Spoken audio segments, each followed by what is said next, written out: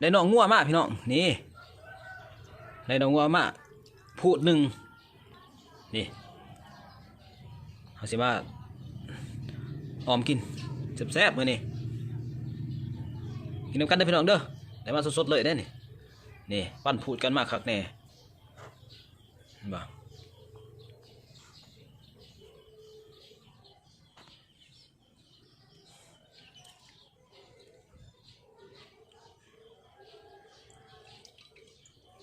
กินผู้เดียวคือเก้ามือนี่ชับไปออมไปต้ม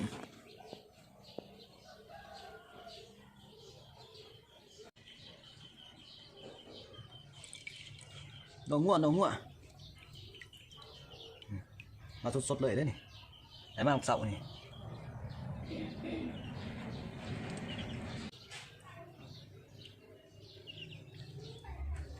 แซ่บโลด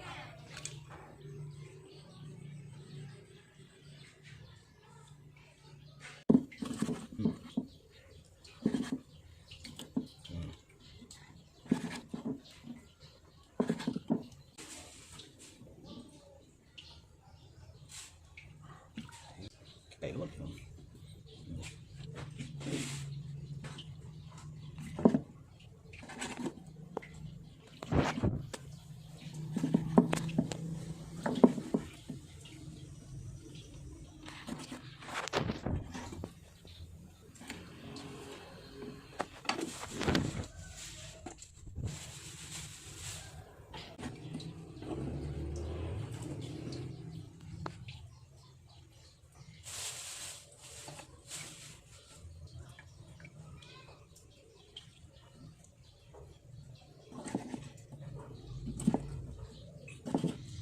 แซ่บ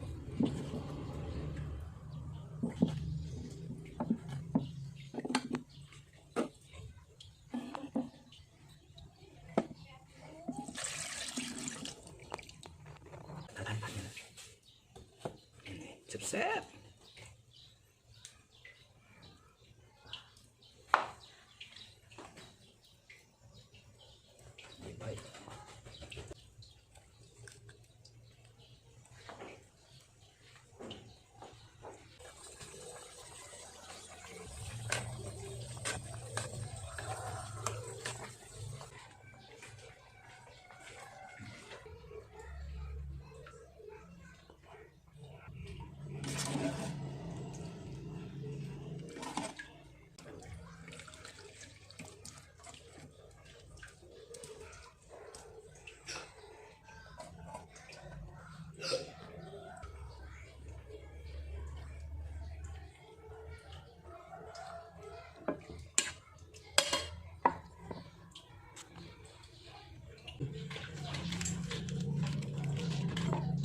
จะกระป๋องน้ำปลาแซ่บ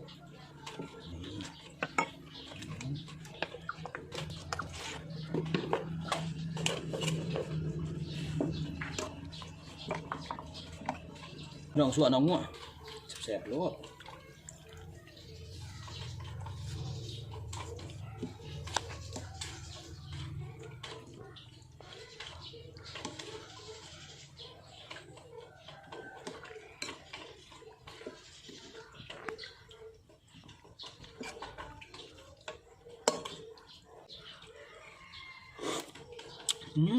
ไก่นี้คักไก่โลด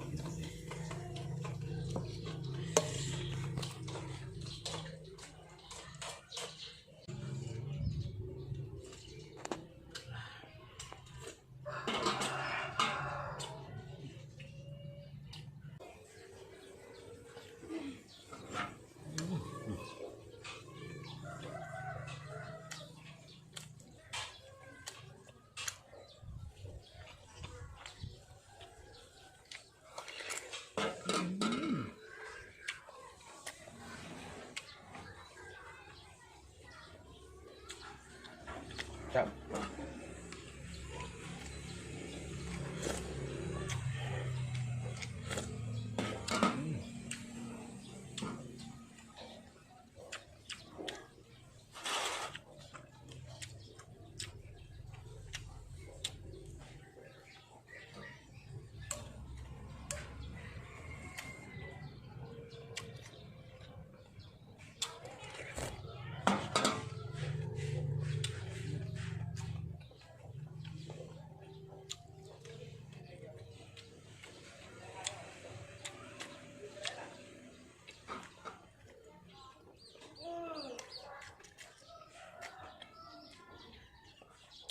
ใบนางเดือดหอม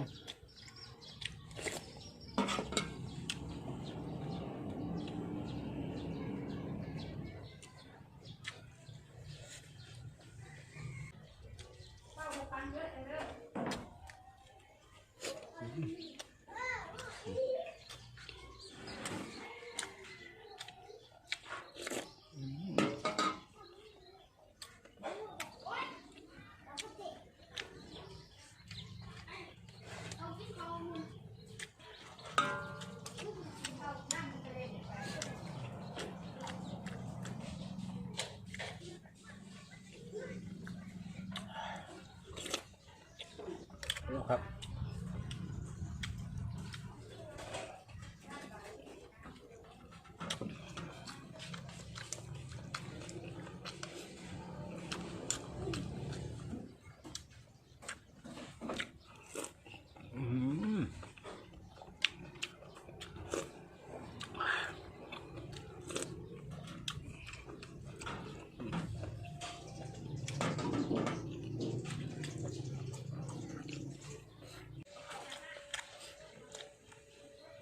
ขาอ่อนว่าขาอ่อน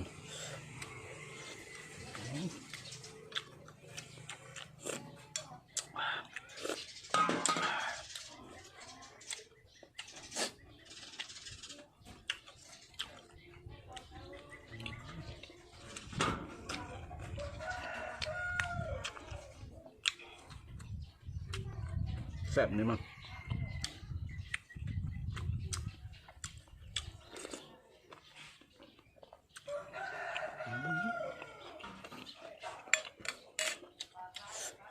ต้มเปื่อยไรกับบุแซ่บ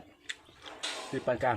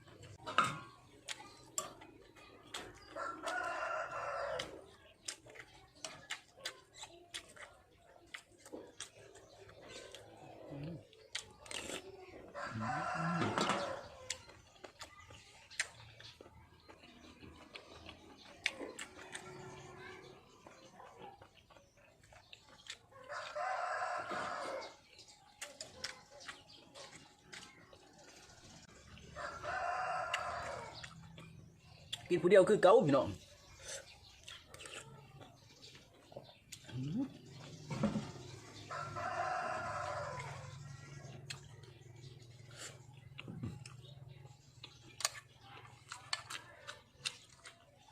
แซ่บเละเนี่ยมัน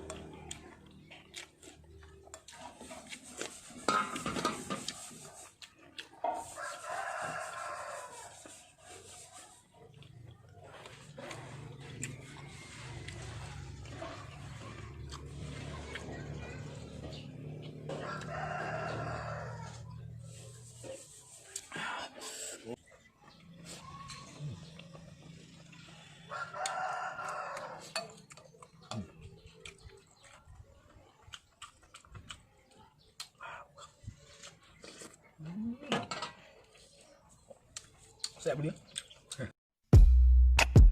ธนาคารมารุฮานเจแปนลาวสะดวกง่ายและว่องไว